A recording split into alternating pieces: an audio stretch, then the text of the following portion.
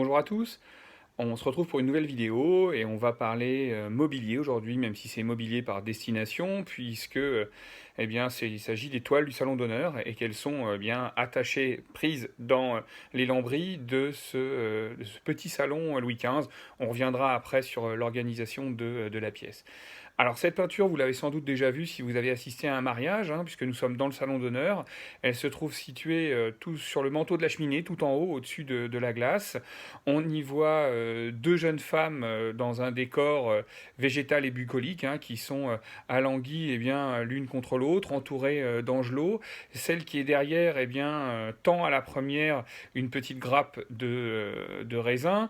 Il faut savoir qu'avant 2008, avant les restaurations que la ville a fait en 2008 sur ces ensembles de peintures, les jeunes femmes étaient un peu plus vêtues, c'est-à-dire qu'elles avaient la poitrine véritablement couverte ainsi que les jambes.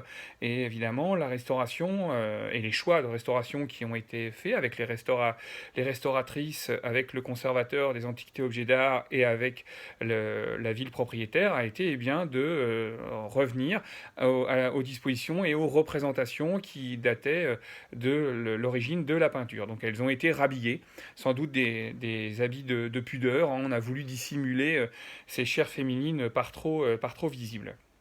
Une des questions résidait sur le sujet de cette toile, parce qu'il n'y avait aucune indication, hein. On en a une autre dans le salon d'honneur aussi, qui est peut-être Psyché et l'amour, mais là encore une fois, ça mériterait d'être un petit peu plus creusé. En tout cas, pour celle-ci, aucune idée de sujet.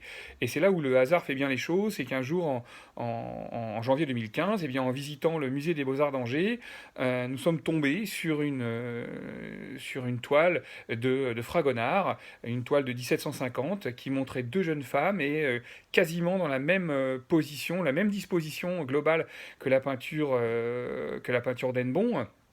Et en fait, elle représentait un sujet mythologique, hein, qui était Jupiter, qui était caché sous les traits de Diane et qui séduisait Callisto. Donc on avait là les deux personnages féminins qui étaient représentés, l'un étant Jupiter, hein, toujours cherchant à séduire. À partir de là, j'ai demandé au musée quelques informations, hein, c'est un dossier sur le tableau, et j'ai appris que pendant très longtemps, celui-ci avait été attribué à François Boucher. Et là, j'ai fait une recherche rapide sur François Boucher, et quelle fut pas ma surprise de voir que dans la Wallace Collection à Londres se trouve la copie conforme du tableau d'Henbon, hein. On y revoit exactement les mêmes personnages, hein. Si vous allez chercher sur Internet, hein, Bacchus et Erigone dans la Wallace Collection de Londres, vous allez trouver sans problème. Et comme je viens de le dire, le sujet était Bacchus séduisant Erigone. Alors, François Boucher, hein, ce peintre du XVIIIe siècle, hein, il a peint cette toile en 1745, s'est inspiré des Métamorphoses d'Ovide, hein, ce grand poème, ce grand, j'ose pas dire roman, mais ce grand recueil d'histoires de l'auteur latin, qui raconte les histoires de la mythologie, et il raconte l'histoire d'Érigone, qui était la fille du roi Icarios, hein, roi d'Attique, et Bacchus avait enseigné lui avait enseigné la culture de la vigne et la fabrication du vin, d'où la présence de la grappe, qui ne fait pas simplement référence à Bacchus, hein, qui l'avait séduit en prenant l'apparence d'une grappe de raisin, hein. Donc le dieu s'est mué en fruits. Et le roi les invita à boire ensemble, et les bergers ivres le tuèrent, et de désespoir, sa fille s'est pendue au-dessus de sa tombe, et Bacchus l'a transformée en la constellation de la Vierge. Voilà le sujet. Donc là, on est juste au début, hein, la séduction de Bacchus, hein, sous la forme d'une grappe de raisin. Alors bien évidemment, hein, cette œuvre n'est pas du tout celui d'Henbon n'a pas été peint par François Boucher. hein, alors, comment est-il arrivé à Hennebont? Il était d'usage à ces périodes-là, et notamment ça a été très présent pour ces peintres du XVIIIe siècle, eh bien de tirer des estampes de cette peinture. On faisait des gravures qui étaient plus facilement reproductibles et qu'on pouvait ensuite eh bien, diffuser, soit de façon vendue de façon individuelle, soit sous format de recueil, hein, de portfolio dans lequel on trouvait ces gravures. Et on peut eh bien, imaginer que c'est à partir d'une de ces gravures que le dessin a été réalisé. Et nanti de cette idée, une rapide recherche sur Internet m'a fait découvrir effectivement une estampe réalisée par Claude Duflot, dit le Jeune, qui était un graveur parisien qui est mort en 1786 et qui avait fait eh bien, une copie du tableau de François Boucher. Cette image était donc facilement diffusable. Donc de là, on peut peut-être imaginer que soit le propriétaire eh bien, qui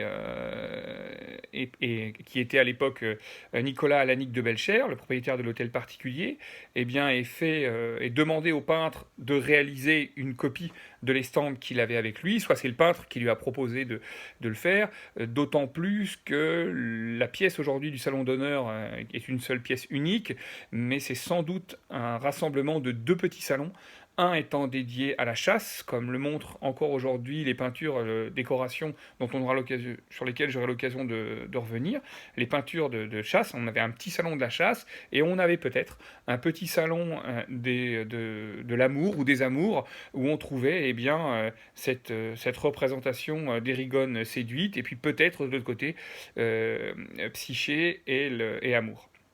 Voilà pour cette présentation rapide de cette peinture que je vous engage à aller admirer au sein du Salon d'honneur. Alors, admirer, soyons honnêtes, hein, le tableau n'est pas non, est du XVIIIe siècle, c'est pas non plus l'œuvre d'un peintre éminent, hein, alors il est totalement inconnu, mais on est sur un petit maître hein, qui intervenait pour les familles bourgeoises et nobles pour décorer leurs hôtels particuliers.